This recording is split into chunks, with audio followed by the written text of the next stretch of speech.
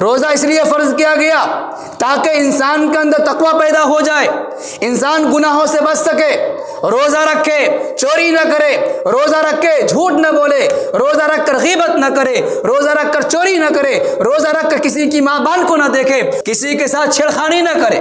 یہ ہے تقوی، یہ ہے طہارت جو مقصود ہے۔ ایک مہینہ جب بندہ روزہ رکھتا ہے اور ایک مہینہ اپنے آپ کو کنٹرول میں رکھتا ہے، اپنے آپ کو کنٹرول میں رکھتا ہے، اپنے ہاتھ کو کنٹرول رکھتا ہے، اپنی زبان میں کنٹرول رکھتا ہے، تو اگر ایک مہینے کے اندر اس کے اندر تقوی پیدا ہو گیا تو ایک مہینے کے مجاہدہ، ایک مہینے کا عمل اس کے لیے سال بھر کے لیے ذخیرہ ہو گیا۔ اب اگر کوئی بندہ ایک مہینہ روزہ رکھ کر گناہ نہ چھوڑے، ایک مہینہ روزہ رکھ کر اس کے اندر تقوی پیدا نہ ہوا، تو معلوم یہ ہوا کہ اس نے سین بھر بھوک اور پیاس کو برداشت کیا ہے، اس کے اندر روزے کا مقصد آیا ہی نہیں ہے۔ جس مقصد سے روزہ فرض کیا گیا تھا اس مقصد میں کامیاب نہیں ہوا ہے، کیونکہ روزے کا مقصد ہے تقوی اور اس کے اندر تقوی نہیں آیا۔ ایک بندہ ہے روزہ رکھا ہے، روزہ رکھ کر کے موبائل چلا رہا ہے، فلمیں دیکھ رہا ہے، گانا سن رہا ہے۔ روزہ رکھا مقصد تقوی ہے، اور آنکھ سے گندی چیز کو دیکھ رہا ہے، کان سے غلط چیز کو سن رہا ہے، تو تقوی اس کے اندر نہیں آیا۔ معلوم ہوا کہ دن بھر بھوکا پیاسا تو رہا، لیکن بھوکے پیاسے رہنے کا جو اصل مقصد ہے وہ فوت ہو گیا۔ ایک بندہ روزہ رکھتا ہے، روزہ رکھ کر کے سوچتا ہے کیسے دن ٹائم پاس کیا جائے، ٹائم پاس نہیں ہو رہا ہے، اس نے جوا کھیلنا شروع کر دیا، لیڈو تاش پہ ٹائم گزارنا شروع کر دیا۔ ارے بھائی، ایک کام کو کرنے کے لیے آپ نے دوسرا گناہ شروع کر دیا، آپ کے اندر تقوی نہیں آیا۔ میرے دوستو، رمضان کی قدر کریں۔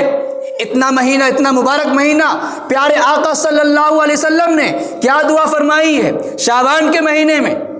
شعبان میں دعا فرمایا کرتے تھے کہ اے اللہ ہمارے لیے بارک لنا فی رجب و شعبان، اے اللہ رجب اور شعبان کے مہینے میں برکتوں سے مالا مال فرما، وبلغنا فی رمضان، اور ہمیں رمضان کے مہینے تک پہنچا دیجیے۔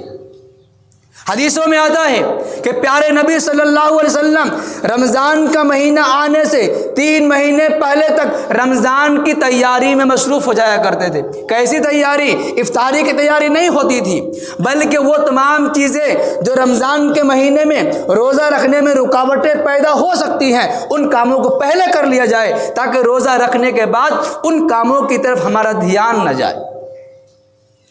ہم لوگ روزہ رکھ کے کیا کرتے ہیں؟ ارے ٹائم کیسے پاس کرے، ٹائم پاس نہیں ہو رہا، تو کوئی صبح سویا ہے تو ظہر میں اٹھا ہے اور فخر سے کہتا ہے کہ ارے یار کیا سونے میں مزہ آیا، ہم تو صبح سوئے تو ظہر میں اٹھے۔ اب ظہر میں اٹھا تو نماز پڑھ لیا کیسوں، اور نہیں پڑھا تو نہانے چلا گیا کوئل، اور نہانے کوئل گیا تو کب آیا؟ عصر میں۔ یار مزہ آ گیا، صبح سے سوئے ظہر تک، ظہر میں اٹھے پھر گئے کوئل نہانے کے لیے، اب کوئل سے نہا کے کب آ رہے ہیں؟ عصر وقت۔ اب عصر کے بعد ہوا اب افطاری کے لیے کیا کیا آئٹم بن رہا ہے، آئٹم سوچ رہا ہے یا جہاں بن رہا ہے جہاں سونگ رہا ہے، سونگتے سونگتے ٹائم پاس ہو گیا۔ اب یہ بیچارہ بہت فخر سے کہہ رہا ہے کہ ہم تو روزہ بہت آسانی سے ختم کر لیے۔ بتائیے ایسے روزے سے کیا فائدہ؟ کیا اس سے تقوی آ جائے گا؟ کیا اس سے روزے کا فائدہ ہو جائے گا؟ نہیں ہوگا میرے دوستو۔ یہ رمضان کے مہینے کی قدر کیجئے۔ ایک مسلمان کے سامنے جب رمضان کا مہینہ آتا ہے تو پیارے آقا صلی اللہ علیہ وسلم نے بہت ساری ہدایتیں کی ہیں۔ اپنے غلاموں کے ساتھ آسانی کا معاملہ کرو، اپنے نوکروں کے ساتھ آسانی کا معاملہ کرو، اپنے گھر والوں پر خرچہ بڑھا دو، ان کے ساتھ نرمی کرو، تمام لوگوں کے لیے نرمی ہے۔ اور اے لوگوں، رمضان کا مہینہ قرآن فہمی کا بہترین مہینہ ہے، قرآن سمجھنے کا بہترین مہینہ ہے۔ جو لوگ قرآن پڑھنا نہیں جانتے ہیں ان کے لیے فل ٹائم ہے کہ وہ رمضان کے مہینے میں روزہ رکھے۔ کوئی تو کام کروائے گا نہیں، کھیت میں جانا نہیں ہے، کدے تھکن لگ رہا ہے تو چلو بیٹا کوئی دقت نہیں، روزہ ہے، چھوڑ دیا، ماں باپ چھوڑ دیا، اب کیا کریں گے؟ ارے مسجد میں آ جاؤ، 2 پارہ پڑھ لو، قرآن پڑھنا سیکھ جاؤ گے۔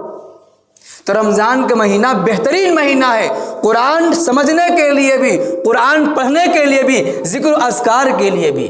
جو لوگ قرآن پڑھنا نہیں جانتے ہیں وہ مسجد میں آ کر کے، کچھ لوگ پڑھے لکھے ہیں تو ان سے کہو بھائی 1-2 سورہ یاد کرا دیجئے، ہم تو فل ٹائم خالی ہیں، کبھی بھی آ جائیے پوچھنے کے لیے، انشاءاللہ انکار نہیں کریں گے۔